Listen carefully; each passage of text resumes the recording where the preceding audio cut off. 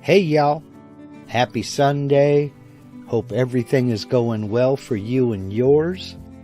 This is the portion of the show where we let YouTube send out the notifications via social media, let folks know that the broadcast is getting ready to start.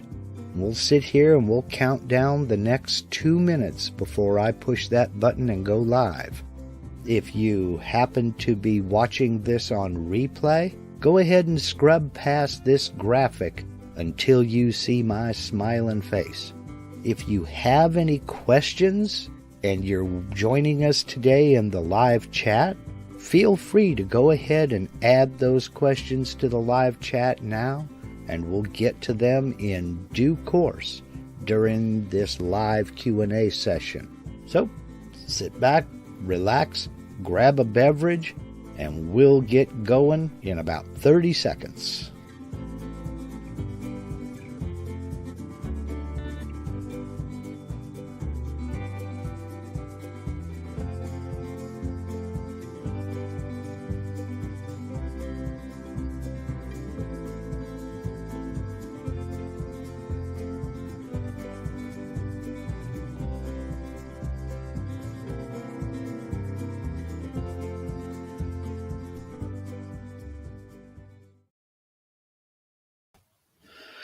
Happy Sunday, y'all. Hope everybody's doing well.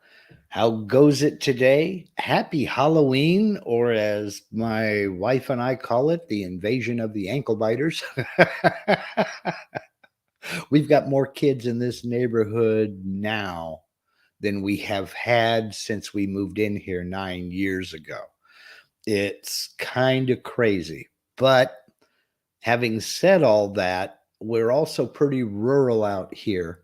So most parents take their kids into town and go hit the richer neighborhoods for trick or treats. So 9 years we've been here. We have had like 3 kids come up to the door trick or treating us. We always have a little bit of candy just to be prepared. But it's just been, nobody around. They just don't come around. They go into town and hit the rich neighborhoods. I think they're hoping for the full-size Snickers, but hey, what can you do? Let's see. We've got a lively bunch over here in the chat already. There are a few questions out here. Today is kind of a open Q&A. There's no real topic. I'm going to have a few announcements here towards the end, and there's a challenge that you can get on with some pretty cool prizes that's being hosted by a good friend of mine, Jerry, over at Living Beyond Disability. And but we'll take care of that a little bit later. There isn't really any theme today, just kind of open Q&A. I do have a little bit of housekeeping, a little bit of behind the scenes to talk about today. And that is, I'll be going in on the, I believe it's the 20th of November. I'm having some dental work done. Normally, right about now is when I put the channel on hiatus and I don't produce any more videos, but I continue doing the live Q&A sessions every Sunday. But with the dental work I'm going to be having done, I'm going to have to take a break from the live Q&A just simply because I won't be able to talk. It's just the nature of the dental work that I'm going to be doing. Hopefully it'll only be for a week or two. Then I'll go back to the live Q&A sessions. But I've got a video coming out next week. It's going to be a toss-up. I don't know which topic I'm going to do yet. I've got two more or less in the can, and it's just going to be a toss-up on which one I can get finished first. And that will be next week's video. And then after that, I won't be doing any more videos until first week of January, maybe the second week. It just depends on how things go. But I will continue to do the live Q&A sessions every Sunday.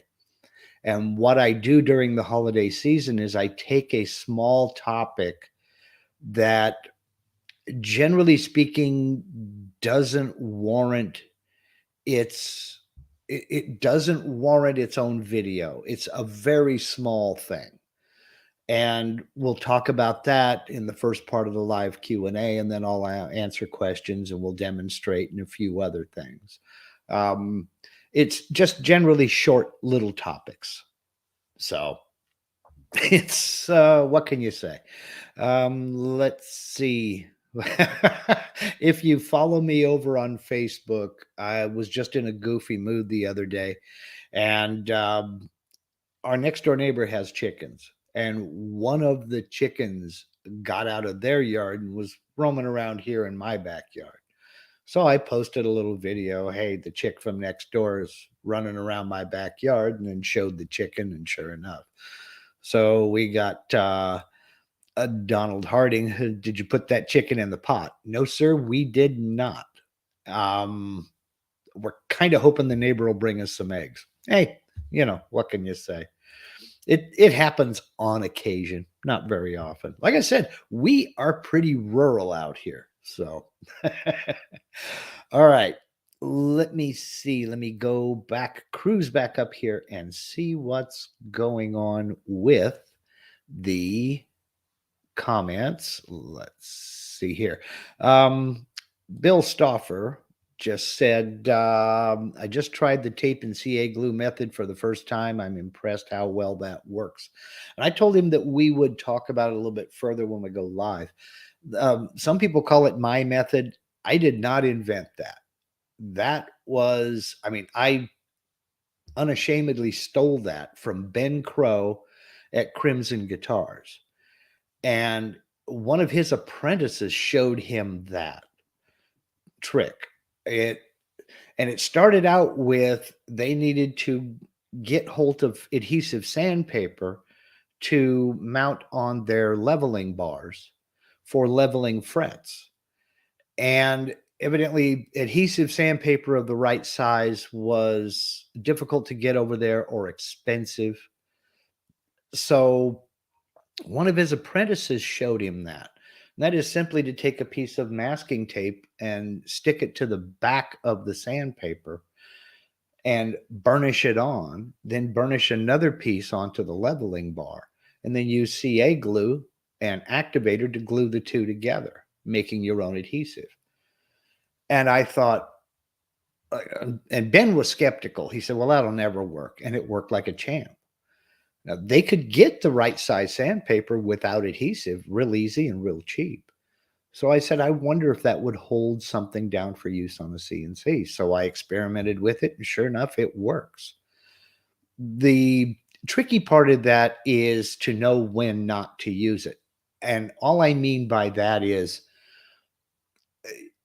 there are certain sizes. If I'm working with a piece of material, something like this, which is 5 inches by 11 inches, it works great on something like this. But if you're talking about a panel that's 24 inches by 36 inches, that's a little bit big for me. It's not that I don't trust it. It's just I find it easier, if I can, to just put screws in each corner and mount it down to the table. It's not that I don't trust it. Again, it's just quicker, and I use less tape and glue. I'm cheap. I'm very cheap. Are you kidding? I've got t-shirts in there from the 1990s that I won't throw out. But it was just a quicker way to mount, a cheaper way to mount, and a more reliable way to mount. Now, a lot of people say, well, how about double-sided tape? I hate double-sided tape with a passion. It has failed me too many times. The last straw with me in double-sided tape was I taped a template to a headstock that I was carving out, and I was using a router, and the tape got just warm enough that adhesive failed, and it moved. And I gouged into this headstock, and I had a bunch of work into the neck, and it just, the whole thing got scrapped, and that cheesed me off. And so I've not used double-sided tape for anything critical again. This tape and CA glue has never failed me, not once. And the reason is because you can burnish it down to both pieces. Double-sided tape, you can burnish one side onto the template or the piece. But then the minute you peel that liner away and you expose that adhesive and stick those two pieces together, you can't burnish anything. You're basically relying on the surface tension based on how much pressure you can apply to that adhesive. Well, with the double-sided tape, that's its weakness, with me anyway. With the tape and CA glue, you can burnish the tape onto both pieces and then glue it together. And within about 5 to 6 seconds, it's ready to CNC cut. Now, I did a video on it 4 or 5 years ago, and that's my most popular video on my channel. And I purposely cut a project in thin oak, and I did drilling tool paths, pocketing tool paths, profile tool paths, just to show that it would hold up to all of those different methods. Again, it's never failed me yet. I have heard of failures if you're cutting aluminum, in that the coolant will weaken up the tape and heat will cause the adhesive to fail. So but I'm not a metal guy. I don't know, but I've used it on plastics. I've used it on foam. I've used it on wood. It's never failed me yet. So there's that. Let's see here. Let me cruise down and see what's going on here. Brooks Martin is talking about, how about cam clamps? I have seen other people use cam clamps, and if they work for you, great. But an issue I have seen with cam clamps is when you turn that cam into the piece, sometimes the piece can lift up just slightly. So if you watch for that, you're golden. But I don't think there's any one perfect method. I think it comes down to being able to figure out which method is appropriate for which. And I do the screws, the tape and CA glue. I have clamped things down, but I'd like to start experimenting with vacuum pods and vacuum tables. I just haven't gotten there yet. To me, I think that's a very good solution. I don't know that it's necessarily better, because again, you're getting into, is it appropriate for the size? Jigs and fixtures are another great option.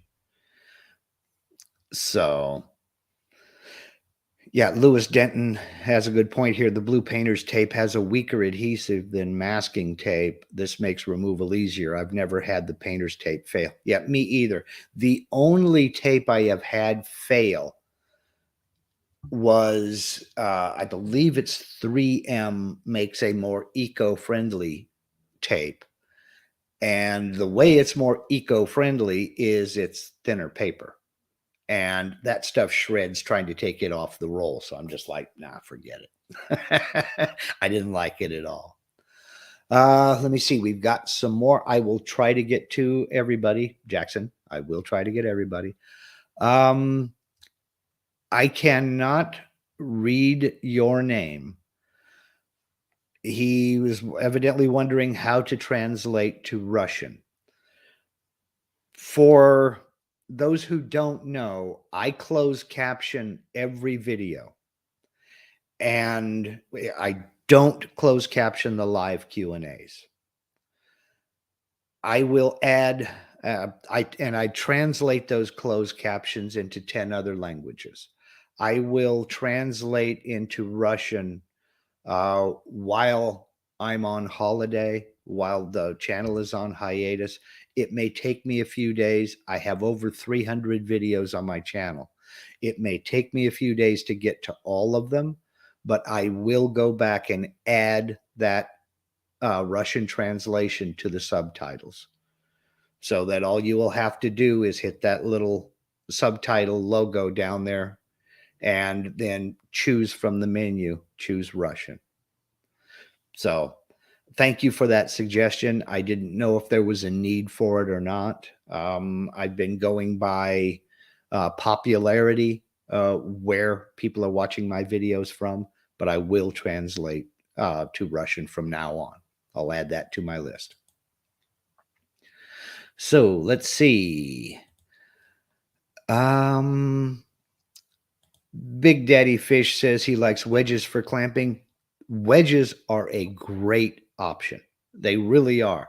And again, if it works for you, it works for you. So let's see. Let me go back up here. And Jackson has a question. Where'd it go? It jumped. Hi, Mark. I have a sign that has raised lettering. How do I do that? Well, there are a couple of questions I have to ask you. Are you talking about pocketing out an area and leaving raised letters behind? Are they 3D letters? Are you modeling 3D letters, or are you just machining away everything else? This kind of falls into the same process as making raised text. Text on text. All it is a simple pocket. So I don't have a video specifically on it, but let me go into Aspire here. I'll screen share, and we will get over there in a second. Okay, for leaving behind raised text, you need two things. You need your text, and I'm not going to choose any special font. I'll just select whatever's in there so long as it works. Yeah, okay, Times New Roman. We'll go put my name out there, close it, and I will hold down Shift, make it a little bit larger. F9, oops.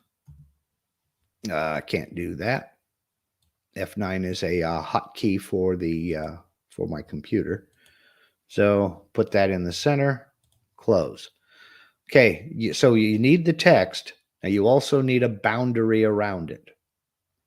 So I'll just come up, I'll make a rectangle, start up here, draw that rectangle about like so. I don't know what size that is. Now I'll center that up, close.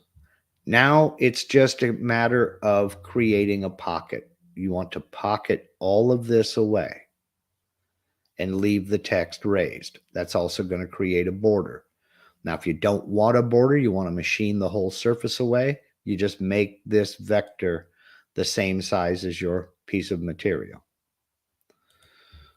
So we'll go over, select everything, do a pocket toolpath. Most of the time when I'm doing raised text like this, I use 0.1 inches. which is roughly, what would it be, about 3 millimeters, 2 millimeters, 3 millimeters, somewhere in that area, probably closer to 2 millimeters. Select my tools. I'm just going to leave these selected just for this demo, and calculate. My old laptop is going to take its sweet time about calculating the toolpath, but you can see what it does. It's going to machine away all of this material here and leave that freestanding. Now let me change my material color here to something that you can see that's not as pale. There we go. That's a little better. And we'll preview all those toolpaths. And, oh no, I don't want to draw the tool.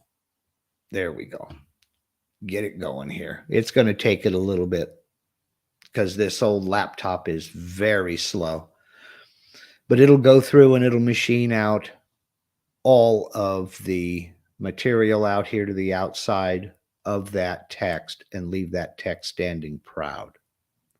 Now, if that's what you were talking about, Jackson, that is a very, very simple project to do. The only thing that I would suggest is think very carefully and look very carefully at the thickness of some of these pieces on this text. And that is just simply because it's real easy to chip out and lose pieces, like a leg of a letter L, or maybe even a thin piece of this letter A up here. I know you can't really see it until this is done running, but it's very easy to chip out pieces. So what I tend to do with leaving raised text behind is I run the smallest bit first so that it carves around this text and leaves it. There's just a little bit more support there rather than that small bit. There we go. And let me go ahead and change the color of these. I should have done this first. Toolpath color, and we'll change that to black. And then this one, we'll change the toolpath color to black there as well. Okay, now I can zoom in and show you. These thin areas here, and like these little serifs here on the ends of the text, they can be broken away fairly easy. So if you cut out with the larger bit first and clear all this material away, there's nothing really supporting these when that smaller bit comes along to clean everything up and trim it up. Because if we look at this tool path, and I'll change that, I'll go back to no fill, we can see these areas here are where that small bit are going to come in and clean up. So with that larger bit coming down and removing all this material here, it's real easy for that smaller bit to come along and just chip that away. So you have a piece missing. So I run the smaller bit first to do the outline around the text. Then I'll come back and run the larger bit second. And I do the same thing if I'm using a V bit. I will, generally speaking, run the V bit first, then come back and do the clearance pass second. And I plan on doing a video about that later on. So I hope that answers your question there. So let's see. Yeah, Paul Coffey's wanting me to translate to Celtic. Well, you need to be a little bit more specific. Do you mean Irish Gaelic, or do you mean Scots Gaelic? You want Welsh? I mean, well, Welsh isn't really a Celtic language, is it? Yeah, it is a Celtic language. Well, anyway, so I hope that helps you out there, Jackson. So let's see. Let me go back up here. There's a whole slew of questions. Holy cow. Let's see. Now cruise down here. Let's see. There was another one up here at the top. I'm trying to find it again by Pocket LM, I believe. Okay, welcome aboard. Just starting his build. Okay, I thought you had a question. I'm sorry. Let's see, cruising down. Okay, Lewis Denton wants to know, can you explain the difference between sheets and layers? Okay, very simple. Let me get back into Aspire. And this is, whoops, I just hit the wrong button. This is true with Aspire, VCarve, Cut 2D. Vectric with version 11 has introduced sheets. And the way sheets work, let me go ahead, straight Z view here, go back this way, and go into my 2D view. The way sheets work is you can set up multiple pieces of material within the same file using the same job. So if I was going to take my text here that I've got and make it an inlay, for example, I could create a new sheet. Now I moved my tabs down to the bottom. They could be located over here along the left side. I can create a new sheet and make the male and female within the same job file. So I would come up here, and there's sheet 2. And if I've added the sheet, you can see it's over here ghosted, kind of grayed out, but still visible. I can double click on that to activate it if this computer will wake up. There we go. So now that I'm working with sheet 2, if I need to go back to work with sheet 1, I can double click that. Come on, computer, wake up. There you are. And let's just say I want to do an inlay. I can Control A to select all of these vectors, right click, copy to sheet 2. And now I have a duplicate over here on sheet 2. Well, now I want to go back to sheet 2 and work on it. And I'll take all of these vectors, come over here into drawing, and I will mirror them. And I don't want to create a mirrored copy.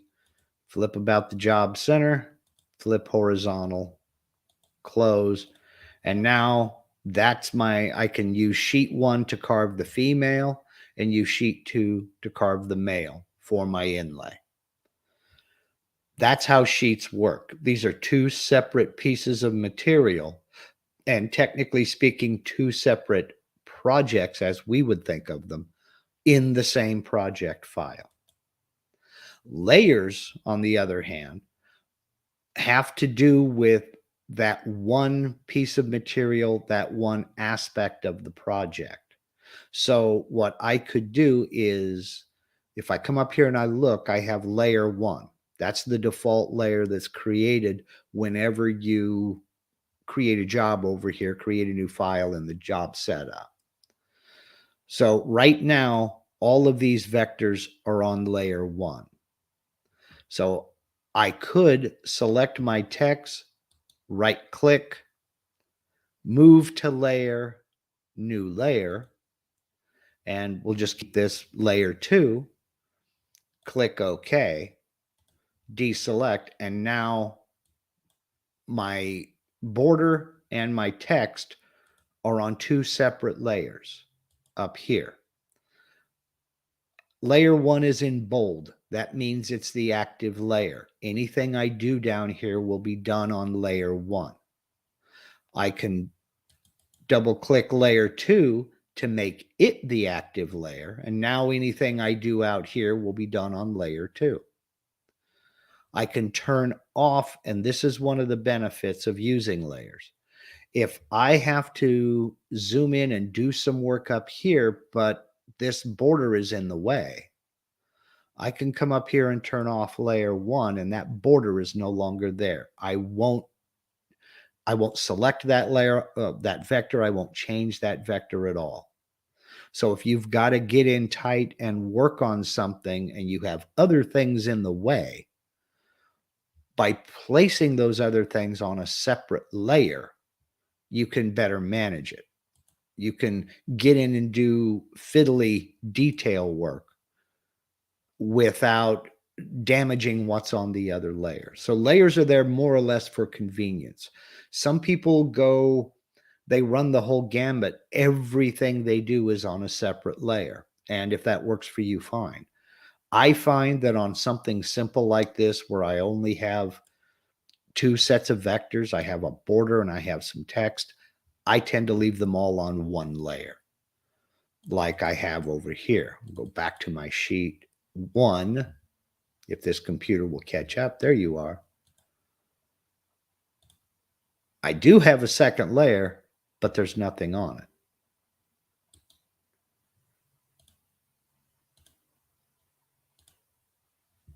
So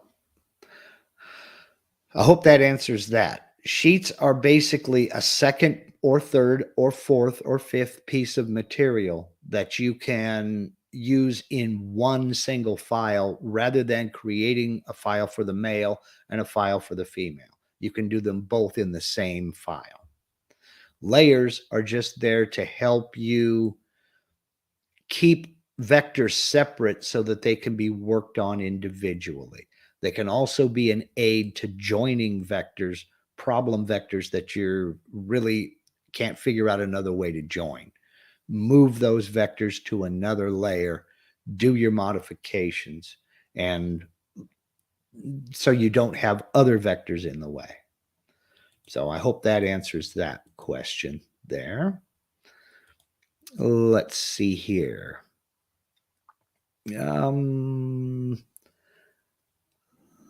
Let's see, cruise up here. I think I've gotten those 2. Let's see.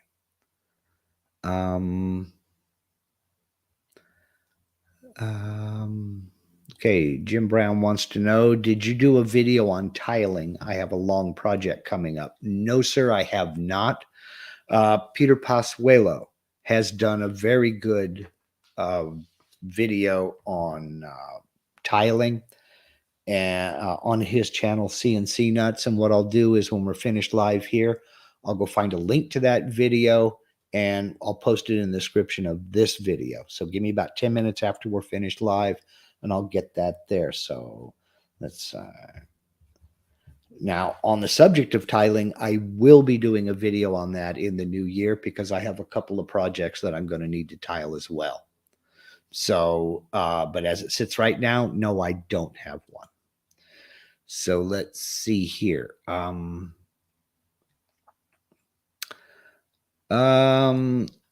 Peleg, for anybody here from outside the U.S. that has built a Gatton, where did you get the lead screws from? Ayol is trying to source some lead screws or ball screws that will ship to Israel and not charge him the price of a house to do so. So if you can help a brother out, you know, he's looking to get lead screws or ball screws for his CNC build. Let's see here. Okay, I think I've got all of those. Let me come down here and see if I can find some more questions. Okay. Mario Montoya, cannot find any settings for rapid rate on my CNC. Please explain the differences and application between feed rate and rapid rate and XYZ max rates, XYZ max accelerations. Thanks. That is okay, rapid rates versus feed rates. When your bit is above the material and you're moving it, you're jogging your gantry back and forth or your spindle back and forth, that's your rapid rate. That's the speed that your machine will move when the bit is not down in the material. The feed rate is the speed the machine will move at when it is down in the material. So generally speaking, your rapid rate is a function of the controller. So I don't know what CNC controller or software you're using. If it's a generic one like Mach 3 or UC CNC or Linux CNC, somewhere within that control software, you will find the rapid rate. In Mach 3, it's in configuration, and I want to say motor tuning. I may be wrong on that, but it's within the configuration menu. And as far as acceleration, that also is a function of the controller software. So again, if it's a generic controller like Mach 3, Mach 4, UCCNC, something like that, that should be within your configuration. Now, Brooks Martin is saying the rapid rate, a Geofeed rate, is G1 or G2. Yeah, that is the commands within the G code itself, or you could go to MDI and enter those commands if you wish. But again, that is generally speaking a process that's run by your controller software. If you have a specific controller like Laguna or Axiom or something like that, where you're plugging a flash drive with your file on it and running straight from a pendant, you might want to contact your machine's manufacturer and ask them, because like I said, that is a function that's controlled by the controller, and every controller is a little bit different.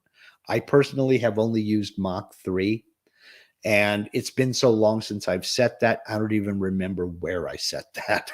And I don't have Mach 3 on this computer to show you. So, but I would look at either the controller software website or your machine manufacturer's website. Somewhere in there, they will be able to help you out. So let me go back up here. I see there are more questions. I will try like crazy to get them all. Let's see. Get back up here. And let's see.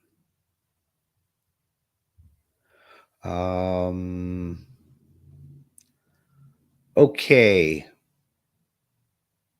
Where's it at? There it is.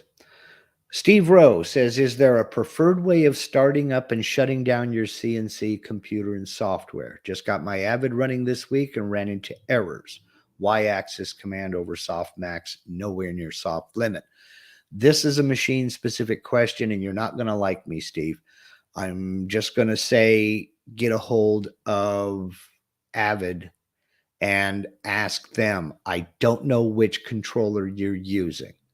You're using either Mach 3 or Mach 4, I believe. But, and I've never used Mach 4, so I don't know. But I would definitely contact them for troubleshooting. They know your machine best. I would only be guessing. As far as a preferred way of starting up, I did talk with Sammy at Avid once before. If you are using Mach 4, they suggest you start up the computer, start the CNC controller, then load Mach 4 after the CNC is up and running. Then load Mach 4. Now, I use Mach 3. Personally, I fire up the computer, start Mach 3, leave it in, reset, emergency stop, then I turn on my controller. Sammy said she hadn't used Mach 3 in a long time, but in Mach 4 they turn the CNC on before they start the Mach 4. So, as far as shutting down is concerned, I do it just the opposite. I turn off the controller, then I turn off Mach 3, then I shut off my computer. But I would talk to Avid for clarification on that with your controller software. So let's see. T. Bunton wants to know, is there an easy way to count the number of total vectors in a selected group, whether open or closed vectors? Vector validator. The vector validator will tell you what problems you have, but they won't tell you how many open or closed vectors. For that, you can select vectors, go into join vectors, and it will tell you how many open and closed you have in that group. Now, to be clear, if you have grouped those vectors, you can't really do any modifications to them. And it won't even, like if you have a group of vectors and some of them are open vectors, if you right click and select all open vectors, it'll tell you no open vectors in the design because it doesn't inspect the vectors in the group. You'll have to ungroup them, then check for open vectors. And all that'll do is it'll highlight them. It won't tell you how many of them there are. So I don't know if that's any help to you, but so ungroup them, select them all, go into join vectors, and it will tell you how many open vectors you have. But other than that, I can't think of a shortcut that would tell you you have 6 closed vectors and 14 open vectors in this design. I don't think so. I don't think that there is one. Okay, RB Woodwork says, when I run a toolpath, sometimes it says open vectors. I run the vector validator and it doesn't show any problems, but the carve says it is. Struggle trying to always find the problem. Again, ungroup those vectors. I will post a link to it. I did a video, it's been about a year ago now, about the difference between joining vectors and grouping vectors and demonstrating that select open vectors does not work if they're grouped. You'll have to ungroup them first. I will post a link to that video down in the description of this one as soon as we're finished live. See, you people were talking about my mustache earlier, and now I've got an unruly hair that's tickling my nose. So, but generally speaking, that's it. Ungroup those vectors, then check for open vectors because it will not look for open vectors within a group. So, let's see. Woody Wan says, wondering if any issues have occurred after upgrading to Windows 11. I have not. I'm not done the upgrade. That would be a tech support question. I would get a hold of Vectric and ask them. I don't even know if is Windows 11 even out yet. I'm such a neophyte. I'm so behind the times. So let's see.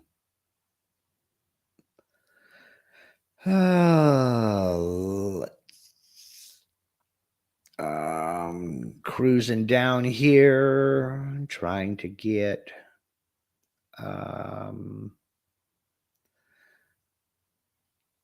trying to find some more questions here.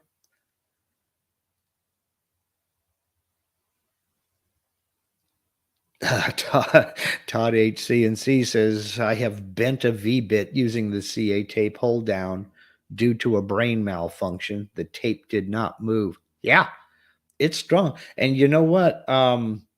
Let's see. Lewis Denton here says blue painter's tape has a weaker adhesive than masking tape. That is true. It is a weaker adhesive. And a couple of people have tried to call me on it saying, well, I mean, you can lift a piece of masking tape real easy. And I'm like, yeah, but try to shove it off of the roll sideways. That's what you're looking at. You're looking at shear strength, not lifting. And that's the other benefit to using the blue painter's tape is it peels off fairly easily, you know? So yeah, you can lift blue painter's tape real easily. Shove it off of the side of the roll. You're going to be a while. So let's see. Norm Peterson says, I seem to remember you saying you use a second waste board for screws. How do you attach that board to the lower waste board with screws? When I use a second sacrificial spoil board, it's generally speaking because I'm going to be drilling, like, for instance, a two-sided project. Yeah, I'm going to be drilling down into a spoil board to put my locating dowels. And I don't know exactly where on my CNC table I'm going to be drilling those holes for the locating dowels. So I'll put down a flat sheet of plywood, and just screw it to my spoil board. Then that's the spoil board I will mount my project to, because I can drill in it anywhere. I don't know where it's going to land on my spoil board, and I don't want to drill through my T-track, or I don't want the bit to just come down in that gap in the T-track and not cut anything, because then there's no registration hole there. So I just screw it down to I don't baby my spoil board. I figured that's why it's named that. It's there to get spoiled. And I have got my machine leveled since the move. I'm in that what I call a kind of the long dark tea time of the soul. I need to tram the router head and surface this spoil board, but I got to get my dust collection up and running before I do that, because MDF dust is the tool of the devil, as you well know.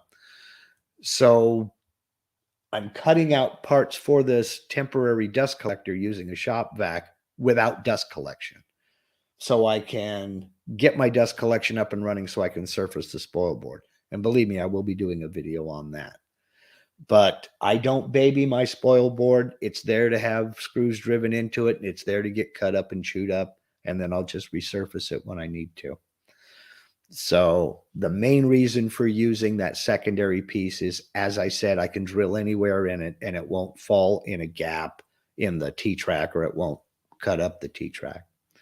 So let's see here. Lewis Denton says, getting a spire for Christmas. Can you recommend videos that will help while I do not have a spire in front of me? Well, that's, I mean, any video will help. You just won't be able to follow along. If you're getting into 3D modeling, I would highly recommend you get over to Michael Mazalik's YouTube channel and you subscribe. Start at the beginning and work your way through. He is my 3D guru, and he has forgotten more about 3D modeling than I have learned so far. He's the man. Get over there and watch his channel. However, having a spire in front of you, I mean, you can still use the trial edition right now and learn as you go. Just know that any file you create in the trial edition will have to be loaded into a spire on the same computer it was created in. So the computer you're using now, if you create something in the trial edition, when you do purchase the license for a spire, you'll have to be on that same computer to load it into a spire. They do that to help avoid, people downloading the trial version and then shipping it to a buddy who's got a spire and have him, generate G code and all this other good stuff. So people are sneaky. Let's see. Keith Gallagher says, what CNC do you use? I haven't got one yet, but itching to get something to play with. I have a Gatton CNC. There is I think it's 13-part build series on my YouTube channel. I've had it for 4 years now. 3 or 4. I don't know. I don't remember. It's either 3 or 4 years. And zero regrets. I love it. It's done everything I have asked of it and then some. And any problems I've had with it have been self-imposed. Having said that, it may not be for you. It is a kit. You will have to build it yourself. You'll have to get your own controllers, build your own electronics, and go from there. I cannot give you a recommendation on a CNC router to buy. What I can recommend is that you talk to a lot of people. Everybody's going to recommend the machine they have because everybody believes their machine is the best. That's just the way we are. We're the same with cars and guitars and motorcycles and everything else. Take a good, honest assessment of what you're going to do with it. It's nice to have a big, huge machine that you can throw a sheet of plywood on and start cutting. Generally speaking, not practical. That's like buying a 10-yard dump truck because you need to go get lumber. Generally speaking, most folks don't need that big of a machine. Take a good, honest assessment of what you plan to do, plan accordingly, ask a lot of questions before you spend the first penny. It can get real expensive real quick, but don't cheap out. One of the most important things to consider is customer support and customer service, because if you have a technical issue, that $200 machine you had imported, you're on your own. There is no tech support. Something like Laguna, Axiom, Digital Wood Carver, Avid, they are right here and they have excellent tech support. So if you have a problem with your machine, you have a question on your machine, you can get an answer, if not immediately, within 24 hours. So something that's very, very important to consider. So let's see here. I am no way going to get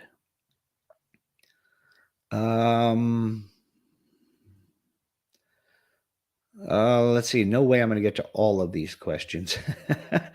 John Lackey, when downloading project from Vectric, it's a zip file. Yes. What is the process to uncompress the zip file? That is that's a function of Windows. When you open up the folder the zip file is in and you select that zip file, look at the top row of that folder. You should see some options pop up, and one of them would be extract. Click extract all, select the zip file, click extract all, and it will be extracted to the address you select. So make sure you navigate and put it in the right folder, and it will unzip there. Can the models be saved in VCarve clip art? Certain models can. They have to be certain formats.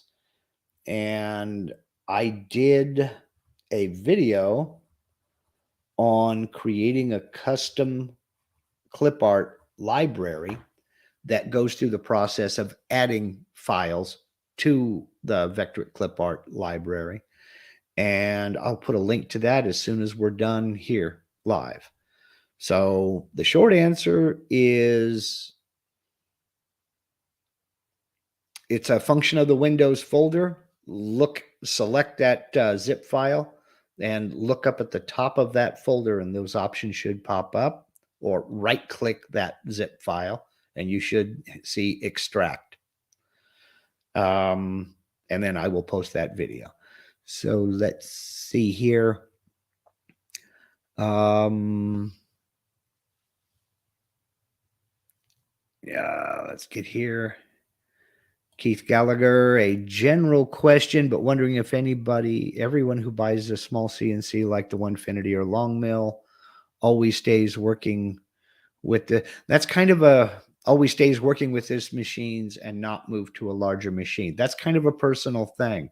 I mean, my router, my cutting area is I can go 51 inches wide and I can go 34 inches deep. 99.999% of the things I cut on this machine are about 16 by about 12. I just don't use most of this table. And in fact, in hindsight, I probably would have made it smaller. I probably should have made it smaller. So it's just a lot of money. It's cutting on a CNC router, it's kind of like building a hot rod. Speed costs money. How fast can you afford to go? Well, it's the same thing with a CNC router.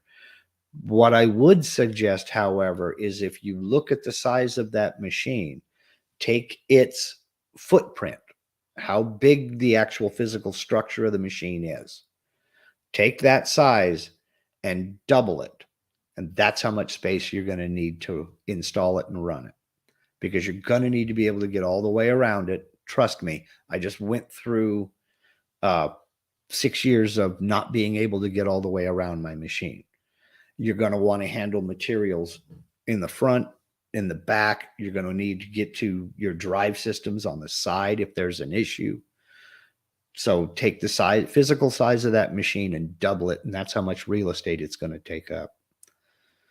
So let's see.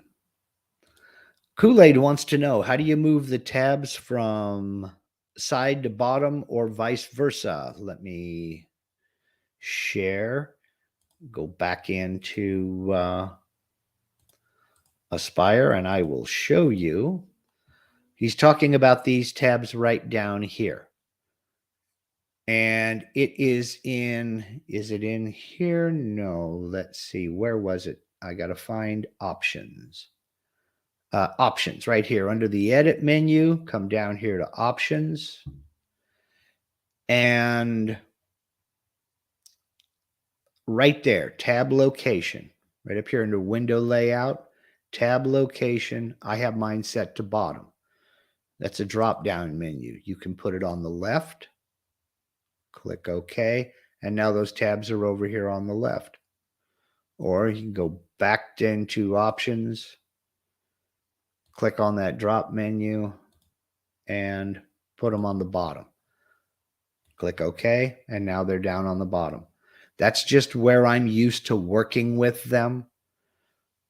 It's not that I don't handle change well. It's just that I found myself constantly heading down. Where are they? Oh, they're up here. So I just changed them to down below because I'm used to working with them down there. So hope that helps you out there, Kool-Aid. Let's see here. Alrighty, I know there are some more questions out. We're going to have to save those for next week because it's been almost an hour, and I really do want to discuss a couple of things here.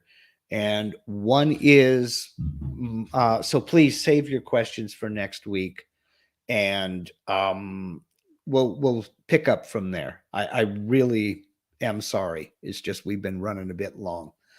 Now, my friend Jerry over at his channel, Living Beyond Disability, has started a YouTube channel, and he started a organization to try to help and inspire folks who have a disability, that they can continue to create and continue to be productive people and continue to be makers, even though they do have a disability. We just have to come at it from a different angle sometimes.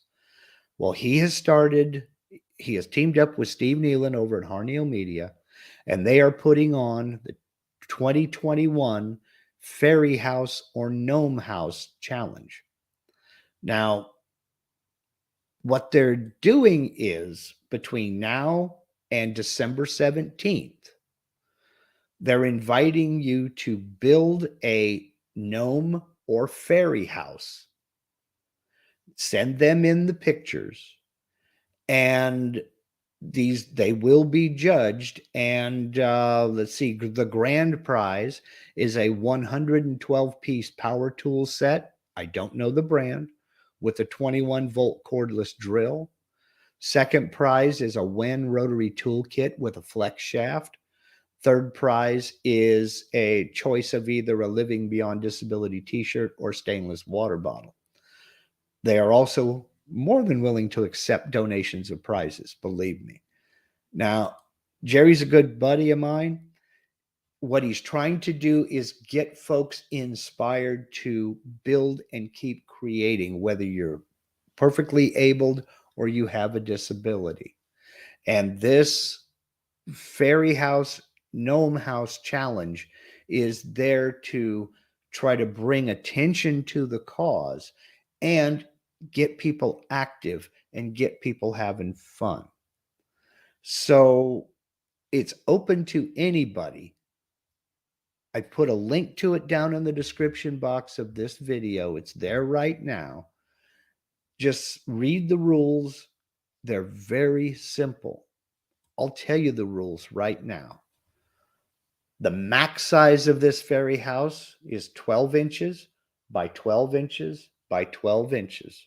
For those of you overseas, that's roughly 305 millimeters by 305 millimeters by 305 millimeters. Imagine a box that size. The whole thing has to fit inside. You are free to use any material, any process you want. If you want to make it out of foam, make it out of foam. If you want to make it out of wood, make it out of wood. If you want to make it out of acrylic, paper mache, whatever. You can use CNC, you can use laser, you can use a scroll saw, you can use a band saw, a table saw, a hand saw. All of that is 100% up to you. Make it smaller than 12 inches by 12 inches by 12 inches. The other stipulation is when it's finished, you must give it away. This is to inspire folks. This is to get people going. But after you have taken the photos, if you have a YouTube channel, put up video on your channel. After that, you must give it away. Perfect timing for Christmas, let me say. So if you know somebody who would like to have that as a Christmas gift, there you go. The link to this challenge is down in the description box of this video. It's Living Beyond Disability, the 2021 Fairy House or Gnome House Challenge. I hope you guys will enter. It's a great cause. Sounds like a lot of fun. And, Jerry's a good guy. Steve is a good guy. I see Steve has, once again, my guru, my website guru. He has put the links in the chat here. And again, they are down in the description of this video. So I hope you'll take part. It looks to be a lot of fun. And there's some decent prizes they're giving away. Do hit the website and do check the contest rules. Next is, before we wrap this up, Michael Mazalik is doing the grand assembly this afternoon. He has spent the last several weeks making parts of a face. He's made the eyes, he's made the lips, the nose, the ears. Today, he's putting Frankenstein together and finishing the head in Vectric Aspire. I don't think he's done a mustache, Robert. I don't think he's done a mustache. Michael, what say you?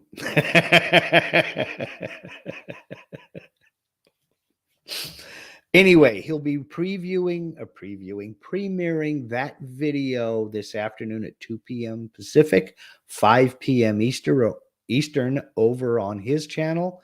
There's a link to it down in the description. I will be there. I hope to see you there. Sorry we didn't get to all the questions. Just you guys have a whole bunch of them. Come back next week. We do this every week. Thank you to everybody for the super chats and super stickers. Thank you very much, those who have hit those donation links down in the description.